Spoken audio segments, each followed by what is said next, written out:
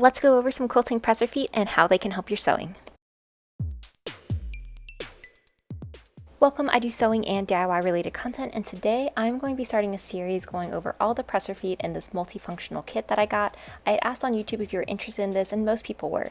So to begin this process, I'm actually going to be focusing on two that are particular to quilting, a 1/4-inch quilting foot, and then a 1/4-inch quilting guide foot. So the one I'm holding here is a quilting guide foot. It has this little bar on the side that helps make sure that your seams are lining up correctly and acts as a little guide, as is the name, to make sure that everything is lining up with the right measurements. There are an 1/8 inch measurement on the side, and it does have the ability to help you with your turning of corners. Now the 1/4-inch quilting foot, as you can see, does not have the bar on the side. It has measurements for 1/4 of an inch and 1/8 of an inch, and then it also has that ability for turning the corners. So these are what the two feet look like together. You can see there are some similarities, but there are some differences as well.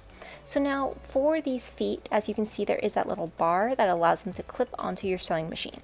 These work with most sewing machines. I will include a link to this kit in case you want to see if your sewing machine is one of them. I have a brother's sewing machine and they work just fine with that. These both have a bar though, and then as you can see, the needle needs to line up into the center stitch, and I will show you how I fix that on mine, as my sewing machine does automatically default to like a left stitch, and that would not work if you just tried to immediately sew. Now at the bottom of both these feet, you can see that they have different ways of measuring out 1/4 of an inch, whether that is through this bar like the one on the right, or it is that guide as in the one on the left. So different ways to make sure you get that nice stitch. So now we're going to go over to my sewing machine. As you can see here, I have the regular presser foot on, so this is just using a straight stitch, your normal presser foot that comes standard on most sewing machines. Now on the back of my machine there is that little black tab. I push that up, and here is how I get my presser foot off. So this is what the normal presser foot looks like. You're just doing straight stitch for most sewing, and then this is what it looks like compared to the 1/4-inch quilting foot. So there are some similarities, a few differences. You can see it has the measurements on either side, as well as the ability to show you how that pivoting corner, so that you would know exactly where to pivot your fabric to get another 1/4-inch seam. Overall, a lot of similarities though between them.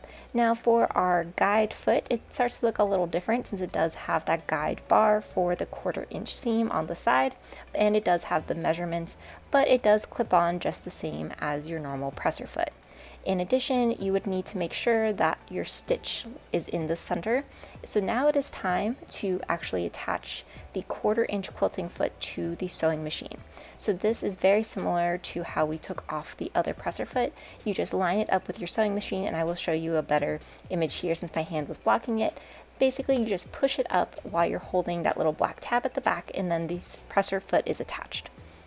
Now, like I was mentioning, you want to make sure that your needle can actually go through the presser foot. So mine is currently set up for this default on the left, where if I left it like this, you can see the needle would be trying to go through metal. This would not work. We would have both broken needles. I could damage my sewing machine. So instead, I need to set it up on one, which is where the needle is positioned exactly in the middle.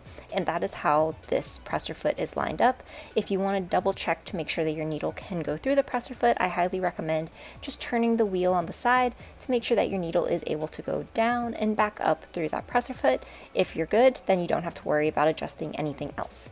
Now I have some scrap fabric, and we are going to begin testing this out and sewing. So I'm going to have my scrap fabric lined up so that the edges are right sides together. So this is what it looks like, and then I'm going to put this down, the presser foot down, onto the fabric. So now I'm going to show you where I have it lined up. So there is that little bar, and I just have my fabric lined up with that.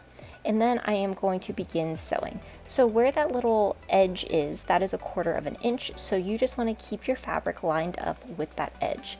And as you sew all the way down, when we get to the end of this, I'll show you what the stitch looks like, and then we will be doing a test with a ruler to make sure it is actually 1/4 of an inch. So here is what my stitch now looks like. You can see it came out very nice and neat. So I'm going to now take my ruler, and as you can see, it does come out to be 1/4 of an inch. So it does have that ability to have that little ruler there for you so that you can get that nice straight stitch. So if you just struggle with getting those straight stitches with your quilting, this is one way to help. Now what we're going to do is focus on how this helps you if you're doing a corner. So I have my fabric lined up again, And now I'm just going to take that nice straight stitch like I did before down one of the edges. And then when I start to get towards the end, you'll see that the presser foot had that little corner notch to it.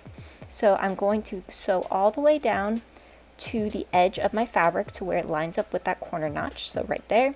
Then I'm going to lift the presser foot up, and then when I lift this up, I'm going to turn my fabric 90 degrees and then put the presser foot back down. And as you see, the edge of my fabric now lines back up with the presser foot. So I now have a nice 1/4 inch seam that I'm able to take again. Then I'm able to continue with the straight stitch all the way down as I finish with my fabric. So just a really great way that you can make sure that you have that 1/4 inch seam if you need to do it on a corner. Now what it's time to do though is we are going to focus on our 1/4 inch quilting guide foot, where it has this bar instead of having that like edge. So this bar has those measurements on the side, it still has that pivoting angle for you, and then it has that bar to line up your fabric with. So very similar to how I changed out my presser feet before. You can see that these both have a bar, so at the top, so I'm going to attach that to my sewing machine, very similar to how I did earlier. And then I'm going to bring my threads all the way around to the side so that they are pushing out towards the back. And then I'm going to line up my fabric so that it is lined up with that edge with that bar on the right hand side. So I kind of like to think of this as a bumper, just as if you were doing bowling, as it helps you guide your fabric and you are very easily able to make sure that your fabric is at that nice 1/4 inch seam. I recently used this for a quilt and it helped so much.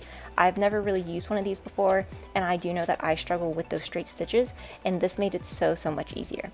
Now, very similar to our other quilt foot, since it does have that ability to show you the corner edge where you would want to turn your fabric at, you can do that with this one as well, and it just makes it very simple and very easy to get that nice 1/4 inch seam that you would need. So now this is what my stitch looks like. It came across very nice. It has a very professional finish.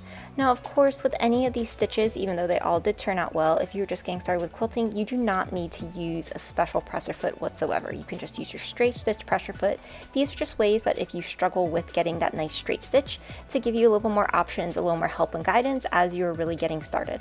If you enjoyed this video and like learning more about these presser feet, let me know in the comments. I will include more of these videos in a little series. Thank you so much for watching. Be sure to like, comment, and subscribe.